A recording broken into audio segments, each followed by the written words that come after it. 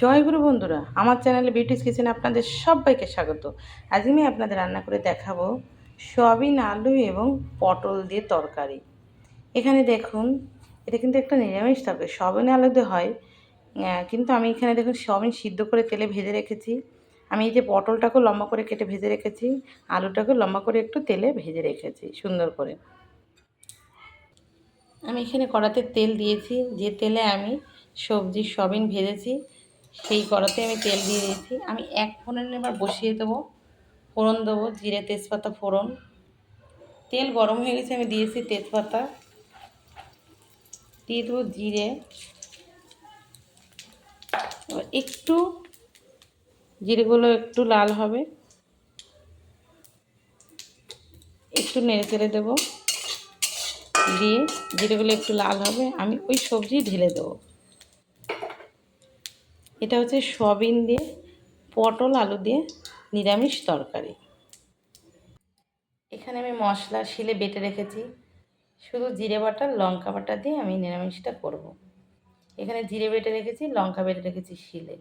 অনেকদিন পরেই শিলে বাটলাম, আমার হাতটা একটু ব্যথা ছিল তাই আমি শিলে বাটতে পারিনি, গুঁড়ো লঙ্কা দিয়ে খেয়েছি। আমাদের ঘরে গুঁড়ো লঙ্কা তরকারি খুব কমই হয়, গুঁড়ো লঙ্কা দিয়ে খেতে চায় না। তো এই যে বেটে রেখেছি, এই বাটা দিয়ে দেবো মশলা। জিরে লঙ্কা দেখুন লাল হয়ে গেছে, এবার আমি দিয়ে দেবো সবজি ঢেলে। এই যে সবজিটা ভেজে রাখা সবই একসঙ্গে দিয়ে দেবো,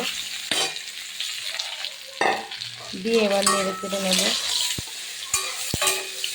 নেড়ে চেড়ে আমি দিয়ে দেবো হলুদ। আমি ভাজার সময় একটু হলুদ দিয়েছিলাম, তাহলে আলুর কালারটা দেখতে ভালো লাগে আলু পটলের, তাই আমি সামান্য পরিমাণে হলুদ দেবো। যেহেতু হলুদ হলুদ আছে, বেশি হলুদ হলে ভালো লাগে না খেতে, গন্ধ লাগে তরকারি, আমি একটু দিয়ে দিয়েছি। আমি এবার দিয়ে দেবো লবণ। লবণও পরিমাণ মতো লবণটা দিয়ে দিতে হবে, পরে কেটে দেখে নিলে হবে। তো নেড়ে চেড়ে আমি জল দিয়ে দেবো। আমি কিন্তু ওই মশলাটা জিরে লঙ্কা বাটাটা আমি ঝোলের উপরে দেবো, যখন ঝোল টকবগায় ফুটবে তখন দেবো। তখন দিলে তরকারি কিন্তু আলাদা একটা স্বাদ হয়, আর এই কষানোর সময় দিলে আলাদা একটা তরকারির স্বাদ হয়। তো আমি একটু ভেজে নেব, তারপরে দিয়ে দেবো জল। আমি এবার জল দিয়ে দিচ্ছি, জল দিয়েছি দেখুন।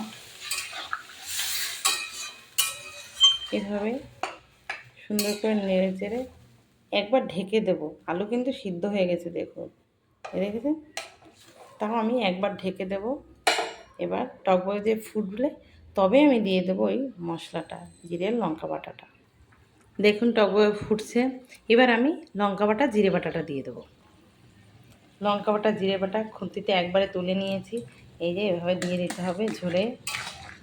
এই ঝোলে এভাবে কিন্তু দিয়ে মশলা বাটা জিরে লঙ্কা বাটা, নিরামিষ তরকারি যে কোনো সয়াবিনের তরকারি হোক, আলুর দম হোক, আলুর তরকারি হোক, পটল আলুর তরকারি, এভাবে খেয়ে দেখবেন ঝোলের পরে দিয়ে, মশলা কষাবেন না। এর একটা কিন্তু আলাদা রকমের স্বাদ। এবার সুন্দর করে মশলার সঙ্গে সবজির সঙ্গে একদম টকবগে ফুটবে, একদম জাল হবে, তরকারি খেতে স্বাদও হবে। দেখুন বন্ধুরা, আমার কিন্তু তরকারি হয়ে এসছে। আমি একটু দিয়ে দেবো ভাজা জিরে, গুঁড়ো করে রেখেছি, সামান্য একটু ভাজা জিরে দিয়ে দেবো। দিয়ে দেবো আমি গরম মশলা, এতে একটু ছোটো চামচের 1 চামচ গরম মশলা দিয়ে দেবো নামানোর আগে। এবার আমি নেড়ে চেড়ে, এর মধ্যে খুব ঝোল হয়নি, গায়ে মাখা ঝোল হয়েছে, এবার আমি নামিয়ে নেব। এবার তরকারি কিন্তু হয়ে গেছে, নামিয়ে নেব, কারণ এই যে ঝোল আছে এটা কিন্তু আলুতে একদম সবিনে টেনে নেবে। এবার নামিয়ে নিচ্ছি। দেখুন পটল দিয়ে সবিনের তরকারি হয়ে গেছে, দেখছেন? দেখছেন কালারটা কি সুন্দর লাগছে দেখতে, খেতেও কিন্তু ভালো লাগবে। এভাবে কিন্তু অতি অবশ্যই আপনারা পটল দিয়ে সয়াবিন রান্না করে খেয়ে আমাকে কিন্তু কমেন্টে জানাবেন খেতে কেমন লাগে। তো আমার এই রেসিপিটা যদি ভালো লেগে থাকে তাহলে please please please like share comment করতে কিন্তু ভুল করবেন না, সাবস্ক্রাইবটা করে দেবেন। জয় গুরু।